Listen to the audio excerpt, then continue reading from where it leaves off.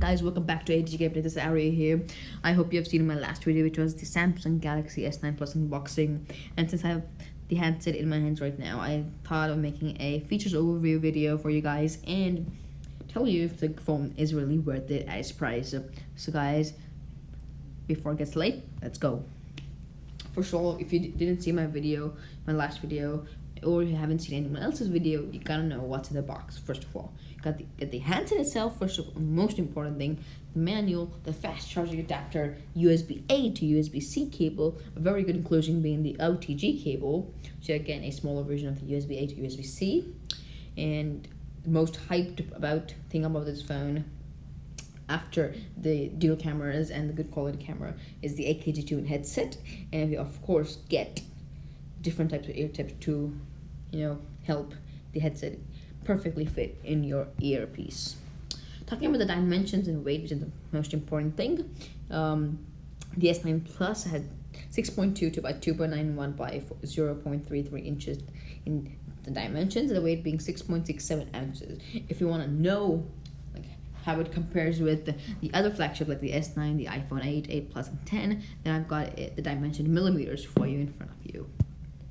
The next most important thing is the display. It's got a 6.2 inches 2960 by 1440p Super AMOLED Infinity display. It of course has Gorilla Glass for more toughening. I would say the best thing out of this flagship by Samsung is the camera. Even Samsung talked about it a lot. Talking about the front camera, it's an 8 megapixel shooter having a sensor size of 1/3 0.6 inches and a pixel size of 1.22 micrometers, and the sensor ratio being 4:3. It's got an FOV of 80 degrees and f1.7 aperture, also having selfie focus and a wide selfie option.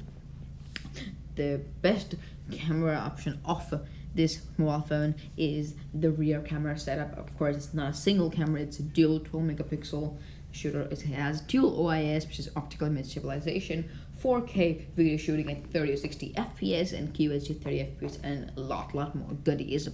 Also, it has optical zoom at 2 times, and if you don't like that, you of course have digital zoom up to 10 times. You have live focus with bokeh filters, which are background blur effects, and dual capture too.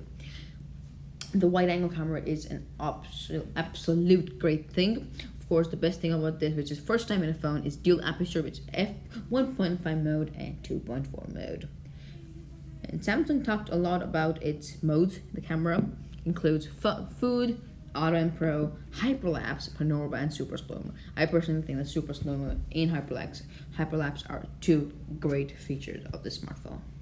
There are some common features between the front and rear camera, which are, first of all, is video digital image stabilization, AR emoji, which I may talk about in later videos, grid lines, a high dynamic range, motion photo, and lots more, including quick launch and stamps.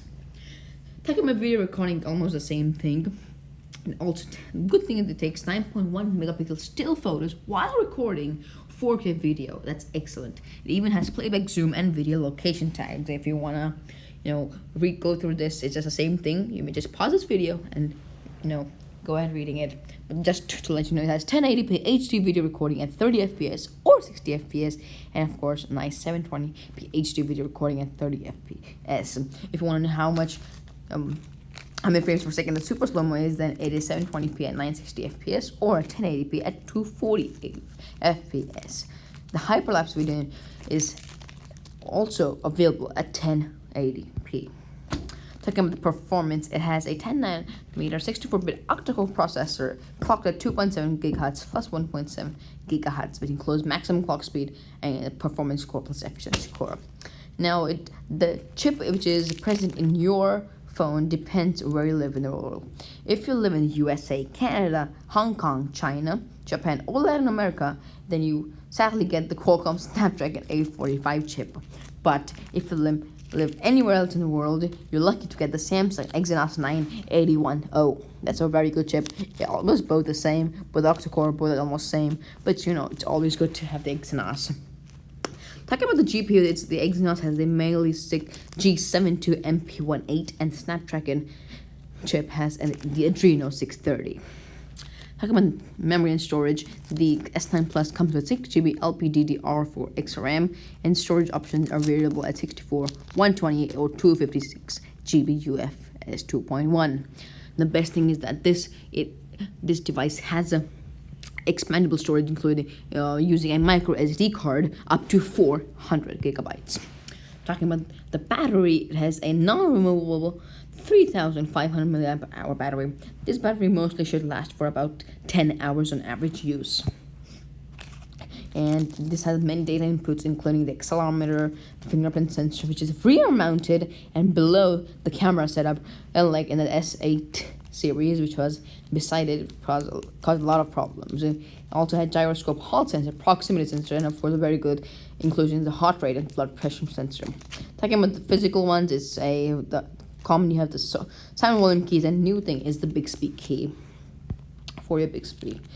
The most, I would say, like the best inclusion, except the handset in the box, are the AKG tuned headset, and they're pretty awesome. Get them. The headset is excellent. Also, the speaker on the headset are the dual speakers, the stereo speakers, and they too are tuned by AKG and Dolby Atmos. You get Dolby Atmos surround sound. Talking about connectivity, you have Wi-Fi, USB Type-C, NFC location, all that, the old things. Of course, you get good Bluetooth 5.0. And something which flagships do not have is what this flagship has. That is 3.5 millimeter headphone jack. Excellent. You can use it standard headset with this. Excellent. And of course, last but not least, we have water and dust resistant. The S9 Plus has an IP rating of 68, which means you can bring it anywhere you want to go. Let's take it on adventures and be comfortable with it wherever you are. It's equipped with protection, water, dirt, and even grime. It's excellent phone. So we've come down to the last thing. Is this phone worth it? Now, whenever you're gonna go to buy this phone, you're always gonna have the option of going for the S9, which is gonna cost you about $20. In the S9, $120 extra. But of course, it depends on your carriers in USA. Especially, you may have to pay extra. Talking about which is good, I think it's mostly on your decision where you want to go. Most people think it's like you gotta pay $120 for an extra camera, good thing, but I think actually it's worth it at that price. And if you have your own carrier or you're gonna EMI, it's a very good option. And the good thing is that it also has about 500 milliamp hours more than the S9, and the batteries, that's a good one. Also, it has more RAM, so I think the S9 Plus is a better option over the S9, of course, because of the more features.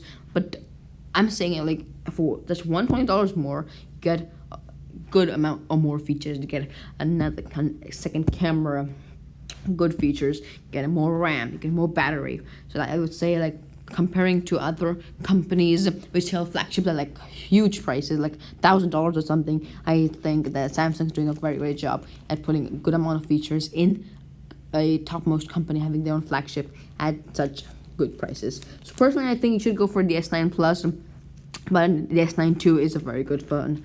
So guys, hope you like this video. If you really want to read the thing, you can just pause the video. Thanks a lot for watching, and if you're new to the channel, do let me know by subscribing to the channel. Don't forget to like, comment, share this video. Bye. See you guys in the next one, and you can expect a lot of more tech coming soon. Thank you. Bye bye.